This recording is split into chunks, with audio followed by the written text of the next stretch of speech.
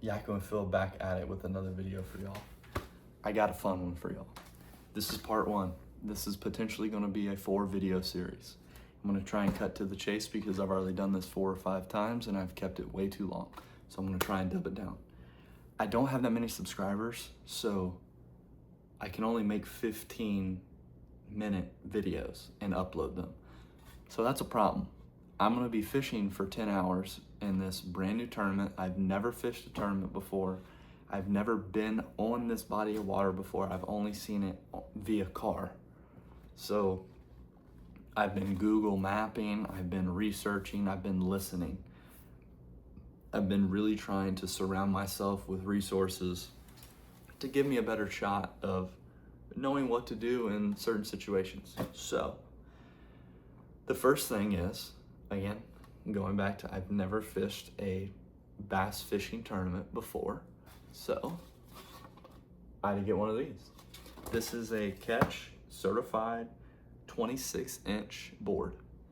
I don't think I'm gonna be catching anything above 26 inches because that is a hog.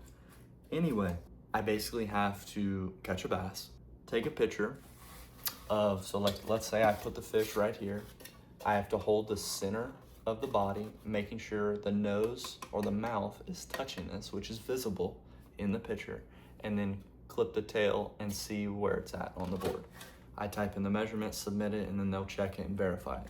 What I've heard for this body of water, a lot of docks.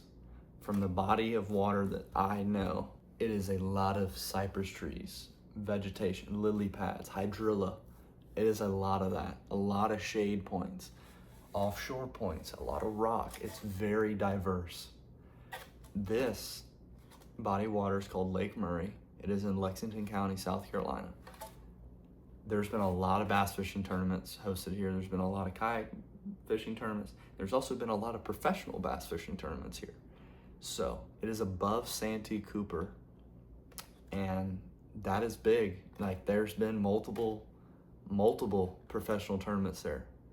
There's been a couple a year there. So I know there's fish there. So I started researching and started, getting into this information of what I need to prepare myself for, think about, what do I need to bring, rods, setup, how hot it's gonna be, how deep. This is the other thing about depth. I only have a depth finder. So I can see a big hump, or I can see some structure on the bottom, and yeah, that's about it. I tested this out this morning and it worked, and I can't really live scope something because it's only shooting something directly below me. So the practice time, we don't have a practice time. This is not a huge tournament where it's televised or something where you have Thursday, Friday to practice and you fish Saturday, Sunday. It's not like that. It is, you come to the boat ramp on the body of water and you fish from 5:30 to 3:30. So that's kind of my thing is, okay, well, I want to know what they're foraging on, what they're eating. And their main source is blueback herring. That is tough because I am used to bluegill, okay? There's still bluegill there, I would imagine. There's a lot of docks, there's probably deep structure. There's gotta be some type of bluegill there. I'm almost certain of it. It's in the south, there's gonna be bluegill there. But it said their main source, especially offshore, is blueback herring. So if I'm going offshore and I'm throwing something like a swim bait, like this bad boy right here, coal shad, I want to have white or blue in it. I have a swim jig. I have a casting jig as well. I have a chatterbait. I have a spinner bait for kind of to 10, 15 foot range off of docks or points or creek mouths. That's kind of what I'm thinking.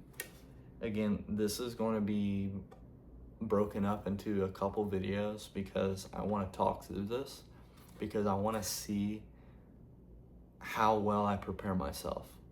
Because if I go there and I catch 2 fish all day, or I catch nothing, then I need to come back and be like, I was going about this all wrong. or I just need to never do this ever again. There's gonna be a lot of different techniques that I'm not really used to. The big swim bait, I've never thrown a big swim bait. I have thrown this guy before, Old Monster Zoom Worm, Plum Apple, and I've caught pond fish on this. And I've caught 12-inch bass on that before. And it's a 10-inch worm. And I'm like, bro, what are you doing? But I usually throw it when it's overcast, when it's like almost just about to rain, or it just rained, where the temperature kind of drops or the pressure kind of spikes, something like that, where it spikes a feeding reaction. Now this is something that is so popular, but I've never done in a pond. I've never been able to. There's never been a real reason why I should. Robo worm, drop shot, I've never done it. And drop shots are super, super effective, but I've just never been called to do that. And again, back to the spinnerbait stuff, I want to be throwing this guy a lot. I'm going to try this greenfish tackle. I've heard a couple good things about it, so I'm going to try it. It looks pretty good. I got the double willow blade on it, so we're going to see. I got a couple swim jigs that I'm going to try, and of course, my favorite, I got to throw a walking bait in the morning. And then if all of this doesn't work, or I'm just not catching a good vibe at this place, I'm going to go to a wacky worm Senko. I'm gonna bring a lot of different colors of the Senkos. I got black and blue, I got green pumpkin, I got June bug. What else I got? I got watermelon red. I got a lot of natural stuff. I got murky stuff. I got kind of in between. I really don't know how clear it's going to be, but what I can tell on maps, what I've seen on videos, this is kind of clear for southern lakes. So that kind of throws me for a loop because I'm not really used to that. I'm used to chocolate milk stuff. Also, I got a boomstick from Yak Attack. Shout out Yak Attack. If I ever get big, or if I ever get more following from this, which I really truly believe, Yak Attack, bro, hit me up. Their stuff for kayaks are so sick. I just have been watching the iCast stuff, and I'm like, bro, I wish I was there. But I got a boomstick for a GoPro Hero Session. It's a little bit older camera, and I tried it out this morning. Caught 5 fish pretty quickly in 45 to an hour, and trying a different wacky worm setup, and it kind of worked. I only missed 1 fish. And my other setup, I just was missing a little bit too much on hook sets. And I think it was because the action of the rod, so I kind of got a little bit of a stiffer rod. And yeah, so we're gonna see.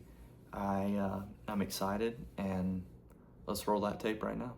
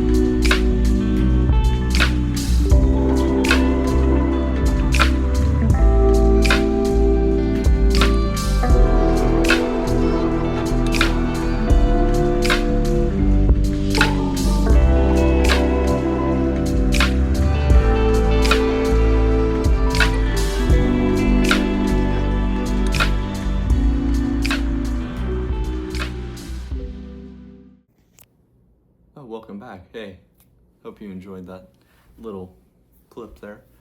But yeah, I think it looked pretty good. I don't think the volume was great, but I think it was good enough to go ahead and be like, okay, this is what I'm gonna do.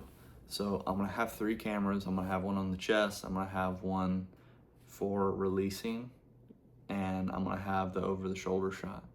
And yeah, I'm gonna be out there for a long time. It's gonna be a long day, and I'm excited and I'm a little nervous, but there's no expectation. I've never done this before.